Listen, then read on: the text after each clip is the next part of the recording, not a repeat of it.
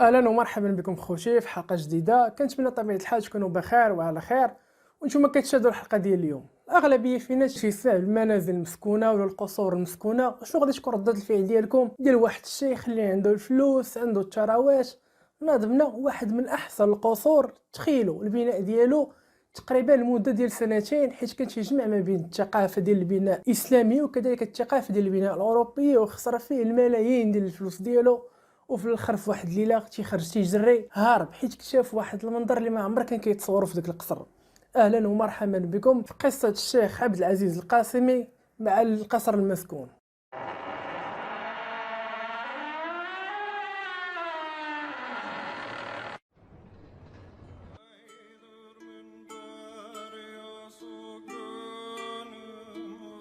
اهلا بكم. بعدا خوتي بغيت نفكركم الا كان تعجبكم هذا المحتوى هذا ما تبخلوش على خوكم باشتراك وتفعيل الجرس باش يوصلكم ان شاء الله الحلقات اللي جايين. القصه ديالنا الاحداث ديالها كطرا في الامارات، وبالضبط في الاماره ديال راس الخيمه.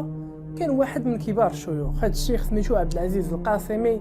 كانوا عنده الفلوس، كانوا عنده الثروات، وبالضبط كان مهووس بداكشي ديال اللوحات الفنيه ودوك التماثيل. كان عزيز عليه يجمع دوك التماثيل، وهذا الشيء على وديتيش بغى يبني هذا القصر. اول حاجه بغى يسكن فيه، وثاني حاجه بغى يردوا منه واحد المعرض باش يحط فيه كاع دوك اللوحات الفنيه يتباع بهم، وكذلك دوك التماثيل اللي تيجمع. بالفعل سنه 1996 تيبني القصر، تياخذ منه عامين القصر ما تيتبنى حتى سنه 1998. ديك الساعه تيدخل تيسكن فيه، ومن تما بداو المشاكل ديالو. يوميا تقريبا في ديك الجويه ديال 2 ديال الصباح كانوا العساسه اللي حاضرين القصر تيبقاو يسمعوا الاصوات ديال دوك الدراري الصغار تيلعبوا في القصر ولا تينقزوا، وكذلك كانوا يسمعوا الصراخات ديال النساء في القصر.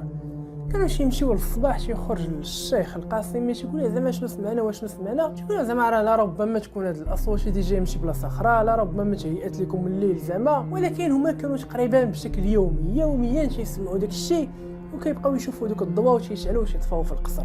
ما كانوا فاهمين حتى حاجه، ولكن ما كانوش قادين يوصلوا لهذا الشيء للشيخ القاسمي. زعما شنو غادي يقولوا ليه، شنو يفسروا ليه. واحد الليله كذلك الشيخ القاسمي والزوجه ديالو ناعسين ما عليهم ما بهم حتى شويه البيبان ديال القصر كلهم تيبداو تيتحلوا، وكاع دوك الطابلويات اللي كانوا تيفتخر بهم كلهم تيبداو تيطيحوا للارض. التماثيل حتى هما كلهم تيبداو تيطيحوا للارض. تينوض ديك الليله تيجري تيعيا من يقلب. اول حاجه تعيط كاع العساسه ديالو تيقول زعما شي شفاره دخلونا دار لينا هاد الروينه هادي، ولكن ما تيلقاو حتى شي حل. كدوز ايام، واحد النهار عاوتاني الشيخ القاسمي ناعس في الليل، كضربوا الفيقه من ديك جويه 3 ديال الصباح. هو هابط للكوزينه يشرب الماء ولا يقضي شي غراض، كيشوف على انه جميع اللوحات الفنيه اللي كانوا عنده في المنزل كلهم ولاو مرسومين في الابيض بحال كلهم تمسحوا. وكذلك تيسمع شي صوت ديال شي بنات ولا شي عيالات تيغوتوا تيشطحوا، ما تيفهم حتى حاجه. اول حاجه تيمشي تينوض مرجو تيقول لي زعما اجي سمع الشيء اللي كنسمع، ياك ما انا كنحلم ولا حماقيت ولا ضربني حمار الليل ولا شي حاجه. حتى هي تتسمع وكتقول ليه زعما راه العجب هذا الشيء هذا. تيك الساعات تيخرج هو ومرتو تيجريو تيخبيو القصر، تيسولوه العساس عامض راه ياك مالك هارب في هذا الليل، مالك مخلوع؟ تيقول راه شفت العجب العجاب في ذاك القصر. وكتكون لك اخر مره تيوصل داك الشيخ القاسمي للقصر ديالو. داك القصر تيبقى مهجور من سنه 1998 منين خرج منه الشيخ القاسمي حتى لسنه 2005. وطيله ديك المده ديال السنوات ديما كان واحد العساس تيحضيه بالليل وواحد العساس تيحضيه بالنهار، حيت كان داك القصر مازال فيه داك الاشياء ديالو، ومازال فيه دوك اللوحات الفنيه ودوك الطابلويات اللي كان تيحتفظ بهم الشيخ في داك القصر. ما بغى يدي ما حتى شي حاجه من داك القصر، قال لهم صافي انا ما حديش شفت داك المنظر وشفت داك الشيء اللي وقع، ما بقى عندي ما ندير بحتى حاجه من داك الشيء. في سنه 2005 كيجيو واحد جوج بنات وواحد الدري من ميريكان تيدوزوا العطله ديالهم في الاماره ديال راس الخيمه. وفي ديك الوقت تيسمعوا هاد القصه اللي طرات مع هاد الشيخ هذا وهاد القصر. تيجيو من الفضول عندهم واحد الكاميرات، تجي ديك الجوايه ديال 11 الليل تيمشيو عند العساس تيقول ليه زعما فاك حنا راه جينا سمعنا شنو سمعنا وشنو قالوا الناس، وجينا بغينا ناخذ واحد لقطات ونكتشفوا هذا القصر. يس تيقول لهم لا لا لا نو مستحيل زعما تدخلوا هذا القصر تشوفوا شنو فيه. يقول لهم زعما مشيتو دخلتو انا راه تمشيو فيه وانا راه ما قاد نتحمل المسؤوليه ديالكم. تيقول لي شوف زعما راه والله ما خلينا ندخلوا صافي. بقاو معاه تقريبا واحد نص ساعه وهما مني منك حتى في الاخر قال لهم دبر راسكم، انا اللي عليا قلتو لكم دبروا راسكم. بالفعل تيدخلوا مع ديك جويه ديال 12 د الليل.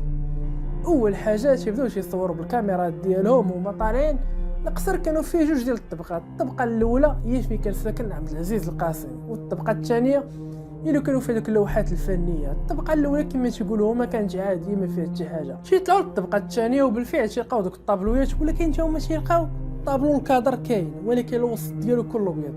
تما تيقولوا والله الا زعما الهضره اللي قالوا لنا راه بصح. تيجيهم الفضول وانتم عارفين الفضول ديال الشباب تيخليهم يزيدوا يتعمقوا في القصر، ولكن تما تيشوفوا واحد المنظر اللي ما عمر كانوا كيتصوروا. تيشوفوا الدراري الصغار تيلعبوا، تيشوفوا البنيتات تيلعبوا، تيشوفوا بزاف ديال الناس غاديين ماجين، ولكن كما تيقولوا ما العجيب والغريب في الامر ما كانوش الديانه فيهم. تيشوفوهم غاديين حداهم ولكن الاخرين ما مسوقينش ليهم، بحال هما ما تيشوفوهمش. بقاو تيشوفوا داك المنظر وهما يتخلعوا خرجوا تيجريو من القصر. كيشوفهم العساس قال لهم ويا قلتها لكم راه تخلعوا. قالوا لي والله الا زعما راه شفنا العجب داكشي اللي شفنا. من بعد هاد الاحداث ديال الاماره ديال راس الخيمه كتمنع الزياره لهاد القصر في الليل. الزياره كتولي في النهار وبالفلوس، يعني باغي تدخل تشوف ديك التحاف واخا عمر ما كاين تحاف ما كاين حتى حاجه، يعني باغي تدخل تشوف داك القصر خصك تخلص واحد المقدار ديال الفلوس. وبالفعل تيجيو ليه بزاف ديال السياح، بزاف ديال الناس تيمشيو لديك الاماره فقط باش يشوفوا داك القصر اللي بناه عبد العزيز القاسمي. وكذلك اخوتي الناس اللي ساكنين في المنطقه ديال راس الخيمه تيقولك زعما السبب ديال هادشي كامل اش طرا انه ديك البلاصه اللي تبنى فيها القصر في قبل كانت واحد الغابه تما كاينه، وديك الغابه كانت فيها واحد الشجره العمر ديالها تقريبا اكثر من 1000 سنه. وكما تيقولوا على انه ديك الشجره ربما كانوا ساكنينها بزاف ديال الجنون، بزاف ديال الشياطين عايشين فيها، ومنين هما قطعوا لهم الشجره ديالهم اللي هي المسكن ديالهم. هادشي كلشي داروه باش ينتقموا من عبد العزيز القاسمي ويخرجوه من المنزل ديالو وهما اللي ولاو ساكنين فيه. وجميع الديانات راه تاكدوا على وجود الجن والشياطين، يا الديانه الاسلاميه ولا اليهوديه ولا النصرانيه كلهم تاكدوا على وجود هاد المخلوقات. والناس اللي ما تيامنوش بهم راه واحد الناس ملحدين، يعني راه ما يمكنش تكون انسان مسلم وما كتامنش بوجود الشياطين والجن والعفاريت. يعني انت مسلم راه كتامن كذلك بوجود هاد الشياطين هذا وهاد الجن. يعني اي واحد تيقول لك لا هادشي ما كاينش راه فحال ما تيامنش. وبالمناسبه بغيت نعطيكم واحد المعلومه على انه الجن راه عاش في هذه الارض هذه قبل من الانسان بالاف والاف السنين. يعني عاد جا الانسان وتا هو بطل هذه الارض هذه بدا تيعيش فيها. راه الانسان اللي هما حنا بالنسبه للجن بحال اللي قلتي دوك المخلوقات الفضائيه ولا دوك لي زيت خاتيراكس اللي نزلوا عليه من السماء. داكشي علاش اي منطقه في هذه الارض ولا اي بيت ولا منزل راه تكون مسكون من الجن.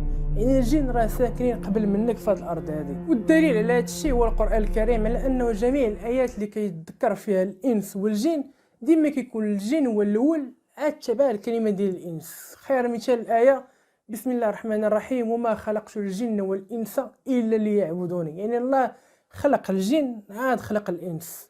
تنشكركم اخوتي على المتابعه، تنتمنى الحلقه ديال اليوم تكون عجبتكم. الى الحلقه القادمه ان شاء الله.